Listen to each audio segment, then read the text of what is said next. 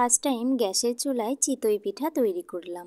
এর আগে কখনো আমি চিতই পিঠা তৈরি করি নাই, তবে সাহস নিয়ে এবার একটু তৈরি করেছিলাম। তো ভালোই হয়েছিল, খারাপ হয় নাই। তবে যে যাই বলুক, গ্যাসের চুলার চাইতে মাটির চুলাতে চিতই পিঠা বেশি ভালো হয়। তবে শহরে মাটির চুলায় কিভাবে আমরা তৈরি করব, এই জন্য আমাদের গ্যাসের চুলাতেই তৈরি করতে হয়। দেখে নিন রেসিপি।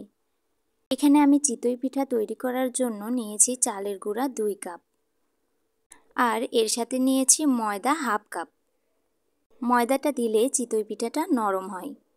আর দিয়ে দিচ্ছি স্বাদের জন্য সামান্য পরিমাণ একটু লবণ। এরপর সবগুলো শুকনো উপকরণ খুব ভালোভাবে মাখিয়ে নেব।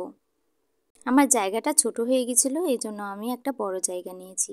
এরপর উষ্ণ উষ্ণ গরম জল দিয়ে অল্প অল্প করে খুব ভালোভাবে মাখিয়ে নিতে হবে। চিতই পিঠার ময়দাগুলো খুব ভালোভাবে মাখিয়ে নিতে হবে, নয়তো কিন্তু পিঠা ফুলবে না একদমই। একবারে জল দিয়ে মাখাতে যাবেন না, তাহলে কিন্তু পিঠা একদমই ভালো হবে না। আমি অল্প অল্প করে জল দিচ্ছি আর বারে বারে এভাবে মাখিয়ে নিচ্ছি। খুব ভালোভাবে মাখিয়ে নেব। এরপর আবারও কিছুটা জল দিয়ে দিলাম, দিয়ে আবারও এভাবে ফেটিয়ে নিচ্ছি। ভালোভাবে ফেটিয়ে নিতে হবে। পিঠার গোলাটা যত ভালো ফেটানো হবে, পিঠাও কিন্তু ততটা ভালো হবে। দেখুন আমার পিঠার গোলাটা একদম তৈরি।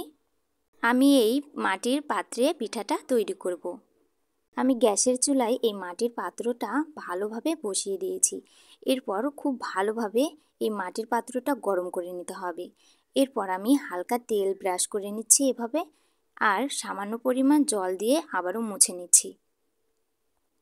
খুব ভালোভাবে মুছে নিতে হবে, যেন পিঠাটা লেগে না থাকে। এরপর আমি পিঠার গোলাগুলো এর মধ্যে দিয়ে দেব। এখানে আমার 4টা জায়গা আছে, 4টার মধ্যেই আমি এভাবে পিঠার মিশ্রণগুলো খুব ভালোভাবে দিয়ে দেব। এরপর ঢাকনা দিয়ে ঢেকে খুব ভালোভাবে ঢেকে দিতে হবে।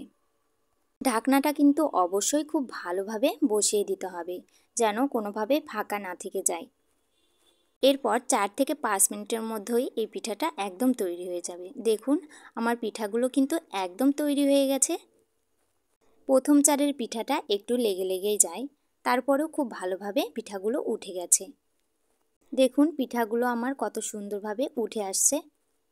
তৈরি হয়ে গেল মজাদার চিতই পিঠা। আপনারা চাইলেও ঘরেই এভাবে গ্যাসের চুলায় চিতই পিঠা তৈরি করতে পারেন খুব সহজেই। তবে চিতই পিঠা তৈরি করার সময় অবশ্যই ময়দাগুলো খুব ভালোভাবে মাখিয়ে নিতে হবে, তাহলেই কিন্তু পিঠা ভালো হবে। ময়দার ব্যাটারটা যদি ঠিকঠাক মতো না হয়, পিঠা কিন্তু একদমই ফুলবে না। আমার রেসিপিগুলো যদি আপনাদের কাছে ভালো লেগে থাকে, তাহলে অবশ্যই লাইক, কমেন্ট, শেয়ার দিয়ে পাশে থাকবেন। ধন্যবাদ।